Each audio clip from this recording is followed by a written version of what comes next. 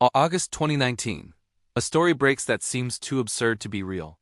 The President of the United States has reportedly asked his advisors about purchasing Greenland from Denmark. The internet explodes. Late-night comedians create montages of gold-plated skyscrapers rising above Arctic fishing villages. The Danish Prime Minister calls the idea absurd. Politicians on both sides of the Atlantic express bewilderment. The entire episode is treated as another bizarre moment in an increasingly surreal political landscape. The world laughs, and then the world moves on. But in the quiet halls of the Pentagon, in the secure conference rooms of the State Department, in the offices of military strategists who spend their careers thinking about threats most people never consider, nobody was laughing. Because they knew something the public did not. They knew the offer was not a joke. It was not a vanity project. It was a desperate attempt to solve a crisis that threatens the technological foundations of American power. They knew that beneath the ice sheet of Greenland lies what may be the single most strategically valuable mineral deposit on Earth, a deposit so critical to modern technology that whoever controls it will shape the balance of power for the remainder of this century. This is not about real estate.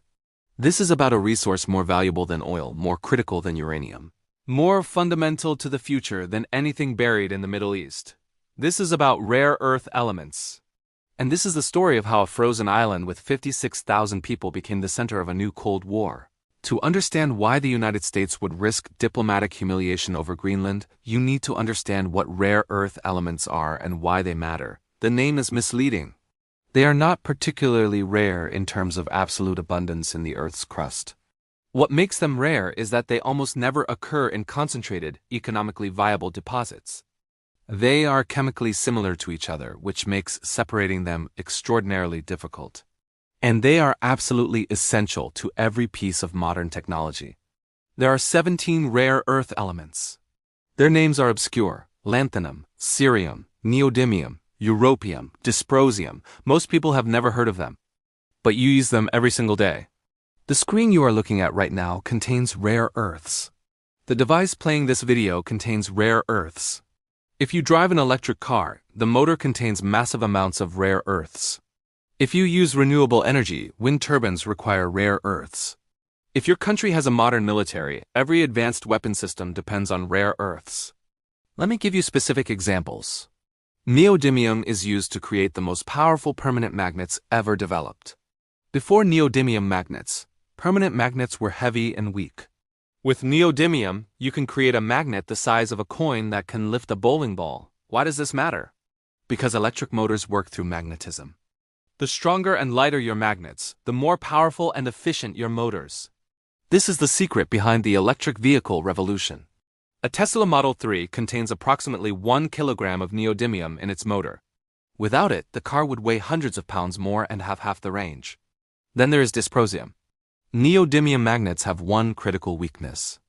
At high temperatures, they lose their magnetic properties. This is a problem for applications involving intense heat. Dysprosium solves this. Add a small amount of dysprosium to a neodymium magnet and it becomes heat-resistant. This is essential for military applications. A missile guidance system operates at extreme temperatures. A jet engine turbine creates enormous heat. Without dysprosium, these systems fail. The United States military currently depends on dysprosium for nearly every advanced weapons platform. And almost all of it comes from China. Other rare earths have equally critical applications. Europium creates the red color in television and computer screens. Terbium creates the green. Yttrium is essential for lasers and superconductors. Lanthanum is used in camera lenses and hydrogen storage. The list goes on. These elements are not luxuries. They are not optional components that can be substituted. They are necessities. The modern world does not function without them. And here is the geopolitical nightmare. China controls approximately 90% of the global processing and refining of rare earth elements. Not 90% of mining. 90% of the complex chemical processing required to turn raw ore into usable materials. This gives Beijing a chokehold on the entire technological supply chain of the 21st century. If China decided tomorrow to stop exporting processed rare earths, the American military would face immediate equipment shortages. Silicon Valley would struggle to manufacture phones and computers. The renewable energy industry would grind to a halt. It would be an economic Pearl Harbor without a single shot fired. This monopoly did not happen by accident. It was the result of a deliberate decades-long strategy by the Chinese government.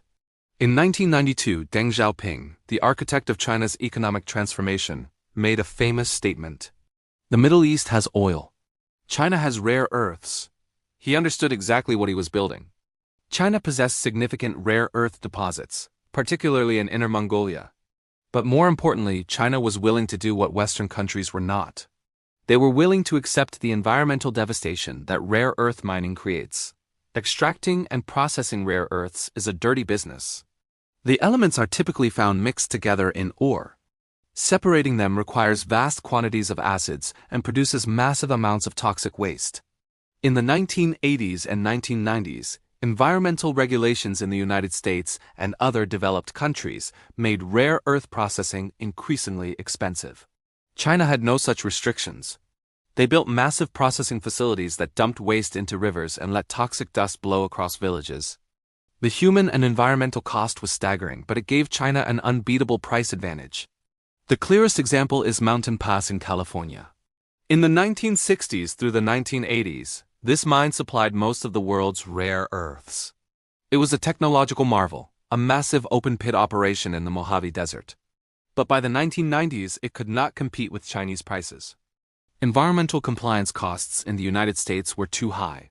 Chinese producers, subsidized by their government and unconstrained by environmental rules, sold rare earths at prices below the cost of American production. Mountain Pass closed in 2002. Similar mines in Australia and other countries followed. The entire Western rare earth industry collapsed.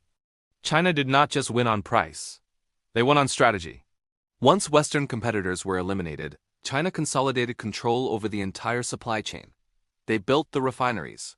They developed the expertise. They created the industrial base. By 2010, China had achieved near-total dominance.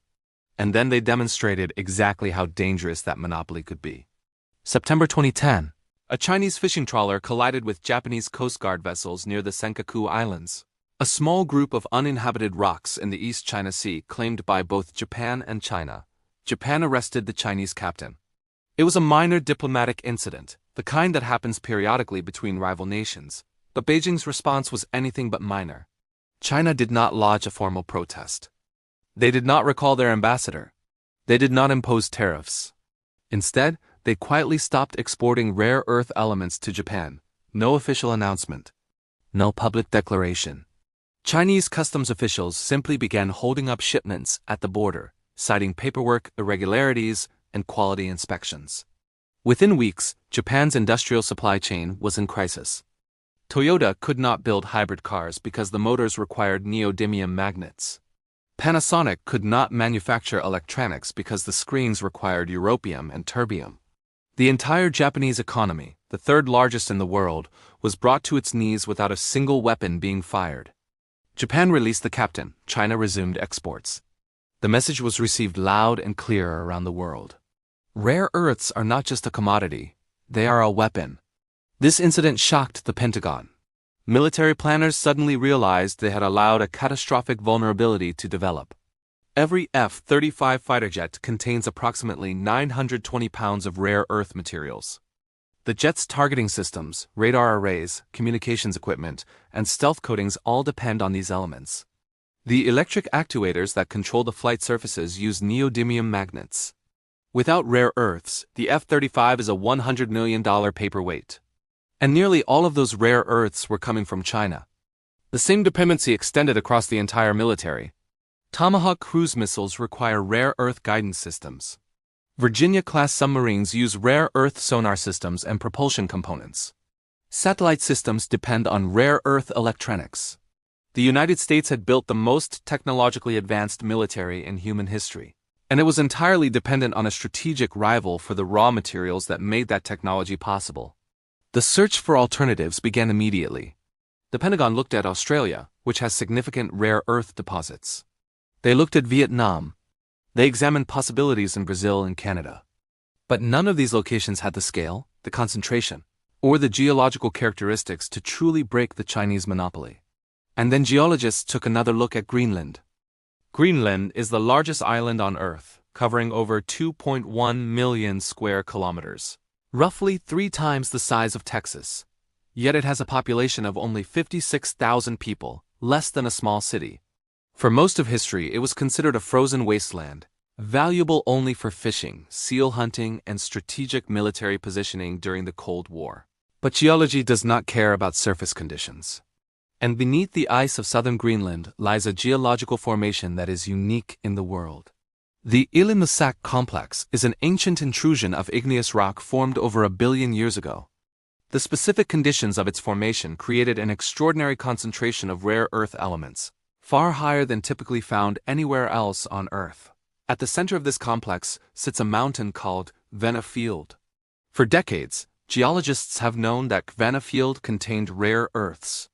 But it was only in the 2000s, as global demand exploded and prices rose, that the deposit became economically interesting. The numbers are staggering.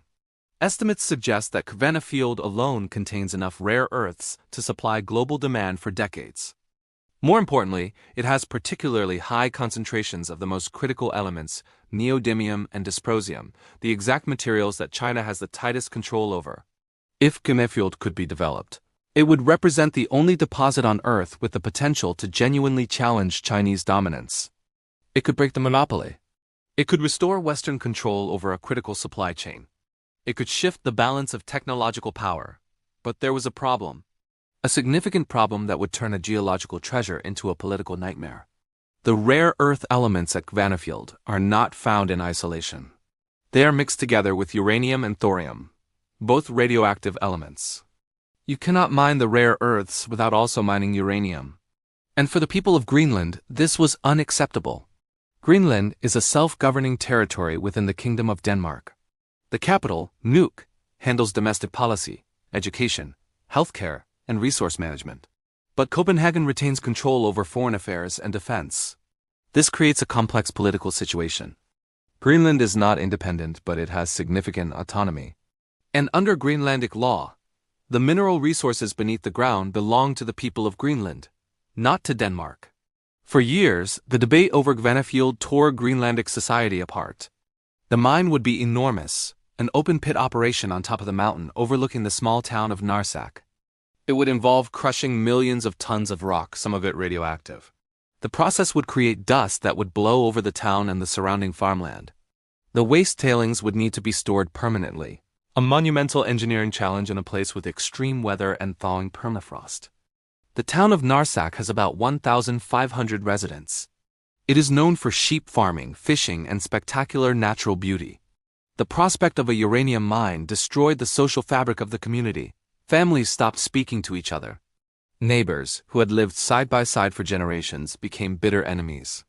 One side saw economic opportunity, jobs, and the financial independence that could allow Greenland to break free from Danish subsidies. The other side saw environmental catastrophe, radioactive contamination, and the destruction of a way of life. This local dispute became a proxy war for global powers. An Australian company called Greenland Minerals held the license to develop Kvenna Field. But if you examined the ownership structure carefully, you discovered that the largest shareholder was Shen Resources, a Chinese company with close ties to the Chinese government. The prospect of a Chinese-controlled company mining strategic minerals in Greenland set off alarm bells in Washington, London, and Copenhagen. The concern was not just about who would own the mine. It was about where the minerals would be processed. Even if the rare earths were mined in Greenland, if they were shipped to China for processing, the monopoly would remain intact. China would simply own both ends of the supply chain. The strategic vulnerability would persist. The tension reached a breaking point in 2021. The government of Greenland called a snap election. The entire campaign focused on a single issue, the Kvenna Field mine. It became a referendum on Greenland's future. The pro-mining party Siumut had governed for years. They argued that the mine was essential for economic development, that the environmental risks could be managed, that the revenue would allow Greenland to achieve full independence from Denmark. They positioned the mine as the path to sovereignty. The opposition party, Inuit Ataqatigiit, ran on a platform of absolute opposition to uranium mining. They argued that the health of the land and the people was more valuable than any amount of money. They tapped into deep indigenous connections to the environment, the cultural importance of clean water and pristine landscapes. They promised that if elected, they would ban all uranium mining in Greenland, effectively killing the Kvenna Field project. Diplomats in Washington and Beijing watched this small island election with intense interest. The outcome would determine whether the West could access an alternative source of rare earths or whether China's monopoly would be secured for another generation. In April 2021, the results came in. Inuit Ataqatigiit won a decisive victory. Within months, the new government passed legislation banning uranium mining. The Grenaville project was dead. In Washington, there was quiet relief mixed with frustration. The immediate threat of Chinese control over Kana Field was eliminated. But the rare earths were still in the ground, and the West still needed them desperately. The focus shifted to alternative deposits in Greenland that did not contain uranium. Projects like Tambreez, another massive rare earth site with different geology that might be politically acceptable. But the larger strategic picture had become clear. Greenland was not going to be easily exploited. The 56,000 people who lived there were not pawns to be moved around a geopolitical chessboard. They had their own interests, their own priorities, and their own political agency. Any country that wanted access to Greenland's resources would need to court Greenlandic public opinion, invest in the local economy, and respect local environmental concerns. This realization triggered a charm offensive. The United States opened a consulate in Nuuk in 2020, the first time it had maintained a permanent diplomatic presence in Greenland in decades. The State Department began offering development aid, educational exchanges, and cultural programs. Senior American officials made high-profile visits, something that would have been unthinkable 5 years earlier. The message was clear. Greenland matters to the United States, and the United States is willing to invest in the relationship, but this was not just about mining. Greenland's strategic value extends far beyond rare earths. The island sits at one of the most critical geographic choke points in the world. During the Cold War, Greenland was the shield of North America. It lies directly on the shortest flight path between the Soviet Union and the United States.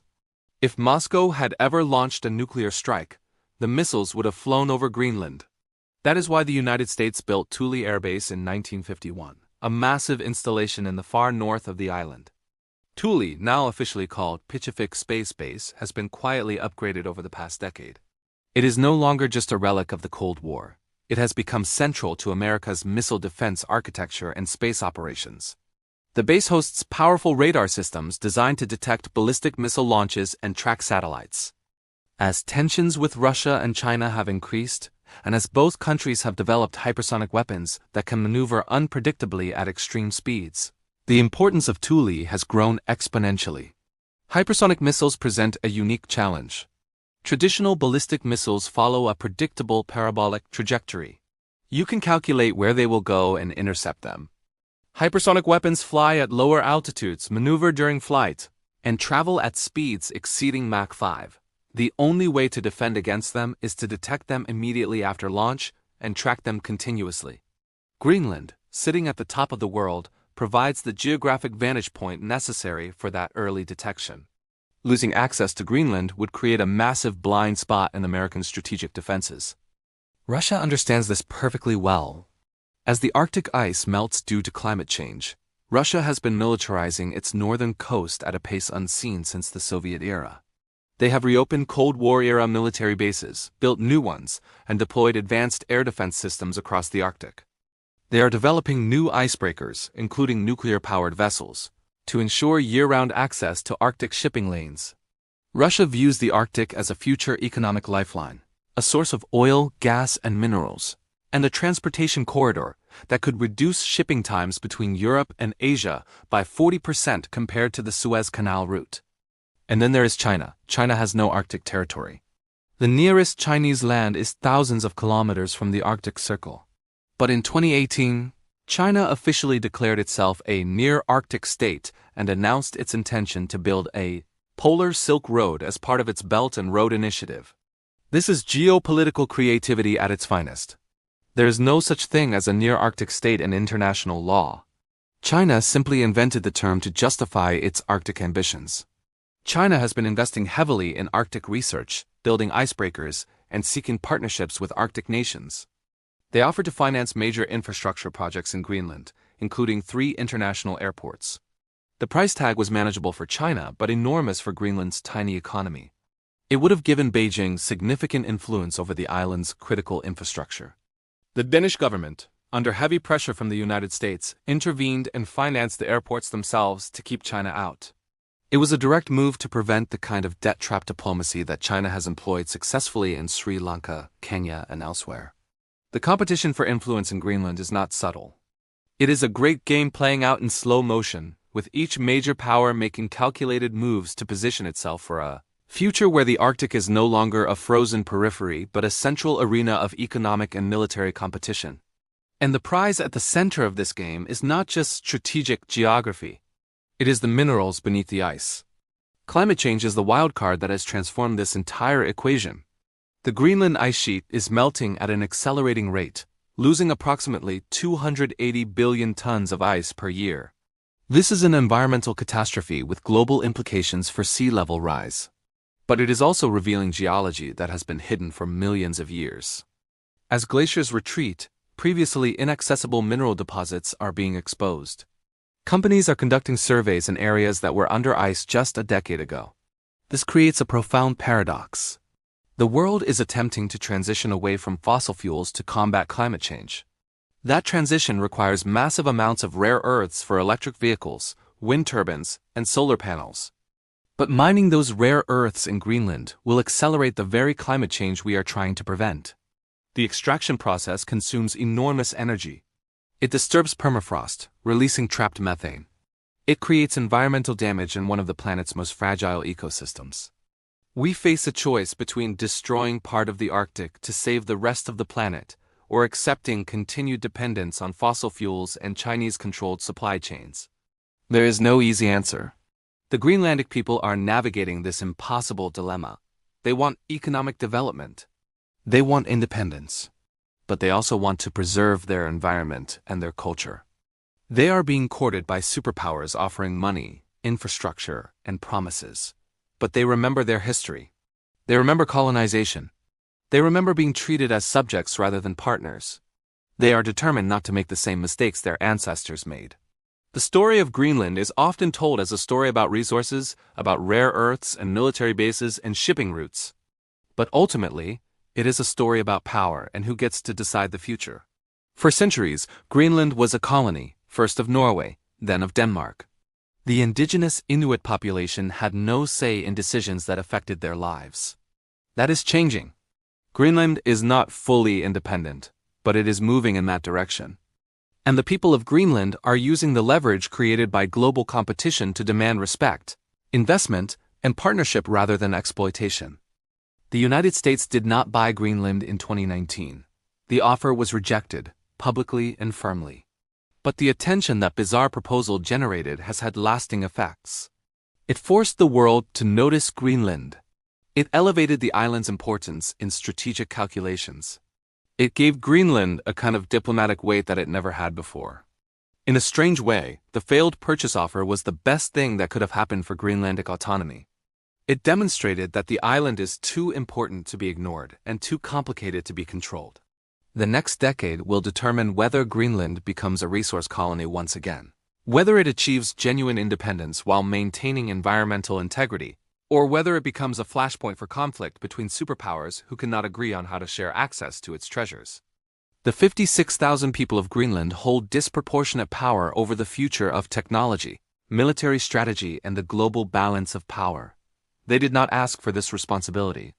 But geography and geology have thrust it upon them. The rare earth elements beneath the ice of Kvanefjeld and Tambris and a dozen other sites are not going anywhere. They will remain buried in the rock whether they are mined this decade or next century. But the geopolitical competition for access to them is intensifying. China is not retreating from its monopoly. Russia is not abandoning the Arctic. The United States is not giving up on securing alternative supplies. And Greenland is not naively handing over its resources to the highest bidder. When you pick up your smartphone, when you charge your electric car, when you read about advances in renewable energy or new military technologies, remember that the materials that make all of this possible come from specific places. They are not abstract. They are not infinite. They are dug out of the ground by miners, processed in refineries, and shipped across oceans in containers. And increasingly, those materials are coming from or controlled by a small number of countries who understand that in the 21st century, rare earths are what oil was in the 20th century. The Cold War was fought over ideology, capitalism versus communism.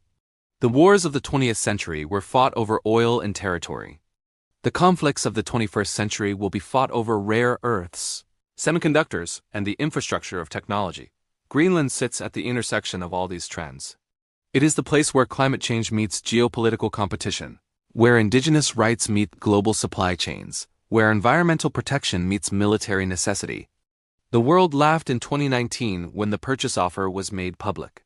The laughter has stopped. The diplomats are no longer joking, the mining companies are no longer waiting. The ice is melting, the treasure beneath is being revealed. And the question is not whether Greenland's resources will be developed, but how, by whom, and at what cost. The future is being written in the fjords of southern Greenland, in the conference rooms of Nuuk, and in the cold winds that blow across Gvanafjord. The decisions made there in the next few years will echo across the rest of this century. The rare earth war is not coming, it is already here. And the front line runs through the ice.